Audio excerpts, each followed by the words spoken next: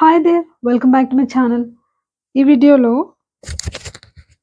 Mad at, mad about, mad for వీటి మధ్య తేడా ఏంటో చూద్దాం. సో, ఇక్కడ మ్యాడ్ అన్న వర్డ్ మనకు కామన్‌గా కనిపిస్తుంది. కానీ ప్రిపోజిషన్ మారితే అర్థం కూడా మారిపోతుంది. కాబట్టి మనం జాగ్రత్తగా గమనించి యూజ్ చేయాలన్నమాట. సో, కొన్ని ఎగ్జాంపుల్స్ ద్వారా దాన్ని అర్థం చేసుకునే ప్రయత్నం చేద్దాం. Let's get started. సో, జనరల్‌గా మ్యాడ్ అంటే ఏంటి? అందరికీ తెలిసినట్టుగా పిచ్చి అని. మరి ఈ మ్యాడ్ అనే పదం ఎప్పుడూ ఒకే మీనింగ్ ఇవ్వదు. ప్రిపోజిషన్‌ని బట్టి మారిందని ఇందాకనే చెప్పుకున్నాం. So, are you mad? లేకపోతే హావ్ యూ గాన్ మ్యాడ్? నీకేమైనా పిచ్చి పట్టిందా అని చెప్పంటే are you mad? Have you gone mad? Has she gone mad? Has she gone mad to walk home alone at this time of night? ఇంటికి ఒంటరిగా వెళ్ళింది ఈ టైంలో. Has she gone mad? Has she gone mad to walk home? Walk home alone. Walk home. Walk to home కాదు. Walk home alone at this time of night. So, ఆమెకేమైనా పిచ్చా ఈ టైంలో? ఒంటరిగా నడుచుకుంటూ వెళ్ళింది. So, they are always complaining and it makes me so mad. వాళ్ళు ఎప్పుడు చూసినా కంప్లెయింట్స్ చేస్తుంటారు కాబట్టి నాకు ఆ విషయం ఇట్ అంటే ఆ కంప్లెయింట్స్ చేయడం అనే విషయం it makes me so mad. You are making me so mad. His behaviour makes me so mad అంటే ఫలానా విషయం నాకు కోపాన్ని తెప్పిస్తుంది. కోప్పడేలా చేస్తుందంటే ఇట్ మేక్స్ మీ మ్యాడ్. తెప్పించింది అంటే it made me so mad. So, ఇలా చెప్పొచ్చు. మరి మ్యాడ్ అట్ అంటే ఏంటి? Are you still mad at me? ఇక్కడేంటంటే నీకింకా నా మీద కోపంగా ఉందా? Are you still mad at మీ?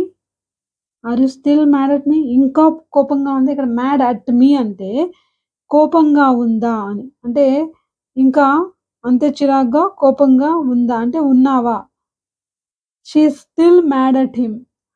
ఆమె అతని పైన ఇంకా కోపంగానే ఉంది. She is mad at him. She is really mad at him అన్న ఆమె అతనిపై కోపంగా ఉంది అని. So, your untidiness drives me mad. లేకపోతే డ్రైవ్స్ మీ క్రేజీ. నీ అపరిశుభ్రత అనేది నాకు కోపాన్ని తెప్పిస్తుంది. ఇక్కడ డ్రైవ్స్ మీ అంటే ఏంటి? కోపం తెప్పిస్తుందనే అర్థం. Drives me mad or drives me crazy అని కూడా అనొచ్చు. సో, జనరల్‌గా మనం అంటుంటాం కదా! అతనికి డబ్బు పిచ్చి, లేకపోతే కార్లు పిచ్చి అని చెప్తుంటాం. He is money mad. ఏం చెప్పొచ్చు? He is money mad. He is clothes mad. అతనికేమో బట్టల పిచ్చి. He is clothes mad. She is money mad. ఆమెకు డబ్బు పిచ్చి. సో, పలానా పిచ్చి అని చెప్పాలంటే షీ ఈజ్ అని చెప్పి మనీ అని అంటే మనీ అంటే ఏదైతే ఉందో మనీ కావచ్చు, క్లోత్స్ కావచ్చు, ఏమైనా కావచ్చు చెప్పి మన చిన్న హైఫన్ పెట్టి మ్యాడ్ అని she is money mad, he is cloth mad ఇలా యూజ్ చేయొచ్చు. He is computer games mad. He is computer games mad అంటే పలానా పిచ్చి అని అర్థం అన్నమాట. సో, ఇంకో రకంగా చెప్పాలంటే I get so mad at her. I sometimes start screaming. నాకు చాలా కోపమొస్తుంది ఆమెను చూస్తే. I I'm mad at her లేకపోతే I get mad at her అన్నా ఆమెను చూస్తే నాకు కోపమొస్తుంది. అండ్ ఐ స్టార్ట్ స్క్రీమింగ్ అరిచేస్తాను అని. మరి మ్యాడ్ అబౌట్ అంటే ఏంటి? Mad about. మ్యాడ్ అబౌట్ అంటే విపరీతమైన ఆసక్తి, ఇష్టం అననమాట. So, he is mad about Robin Hood films. He is mad about Robin Hood films లేకపోతే he is mad about cowboy films. She is mad about that particular hero. పలానా hero అంటే ఆమెకు చాలా పిచ్చి. అంటే ఇక్కడేంటంటే ఇష్టమని, విపరీతమైన ఇష్టమని. She is mad at me for being late. She is mad at me for being late. ఆమెకు నన్ను చూస్తే తెగ చిరాకేస్తుంది, కోపమొచ్చింది. ఎందుకు అంటే ఫర్ బీయింగ్ లేట్ ఆలస్యంగా వచ్చినందుకు. సో, మ్యాడ్ అట్ అంటే ఏంటి? కోపపడడం. అదే mad for or mad about అంటే విపరీతమైన ఇష్టమని. సో, ఇన్ని రకాల మీనింగ్స్ ఉన్నాయన్నమాట.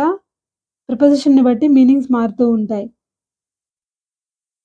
హి got mad at her and walked out. ఆమెను చూసి అతనికి తెగ కోపమొచ్చింది. బయటికెళ్ళిపోయాడు. అండ్ వాక్డ్ ఔట్ అంటే మ్యాడ్ అట్ అంటే ఏంటి?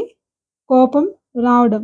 ఐల్ గో మ్యాడ్ అంటే నాకు పిచ్చి ఎక్కేస్తుంది. I'll go mad if I have to wait much longer. ఇంకొంచెం సేపు వెయిట్ చేయాలంటే నాకు కోపమొస్తుంది. పిచ్చి కోపం వస్తుంది అని చెప్పడానికి ఐల్ గో మ్యాడ్ పిచ్చెక్కిపోతుంది అని. So, he has gone mad అంటే ఇదివరకు చెప్పుకున్నట్టు అతనికి పిచ్చి పట్టింది. పిచ్చివాడయ్యాడు. అంటే కొన్ని సందర్భాల్లో కోపంతో పిచ్చివాడయ్యాడు. లేకపోతే బోర్ కొట్టి హి హాస్ గాన్ మ్యాడ్ అలా గూడా మనం చెప్తూ ఉంటాం గదా! అలా చెప్పడానికి గూడా యూజ్ చేయొచ్చనమాట. So, she is mad about tennis.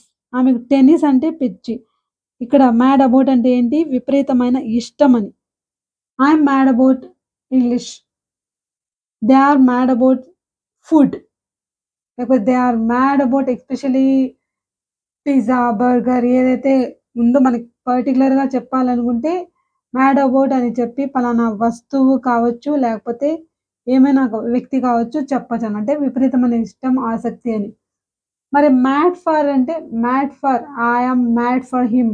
లేకపోతే all the girls at school are really mad for him.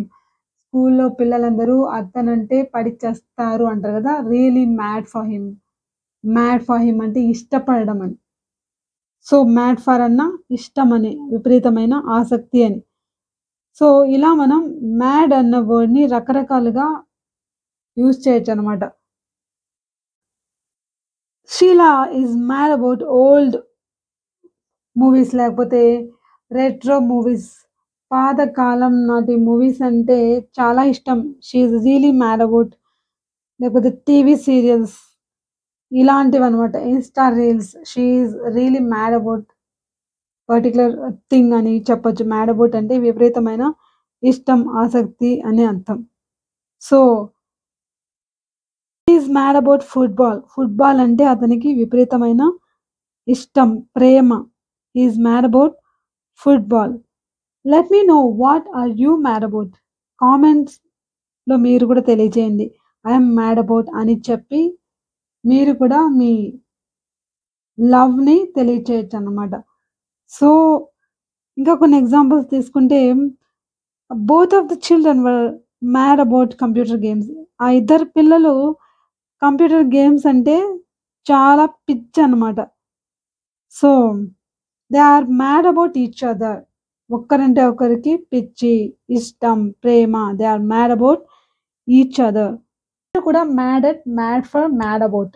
వీటిని ఉపయోగించి కొన్ని ఎగ్జాంపుల్స్‌ని కామెంట్ బాక్స్‌లో తెలియచేయండి. దాన్ని బట్టి నాకు తెలుస్తుంది మీరు ఏమాత్రం అర్థం చేసుకున్నారు.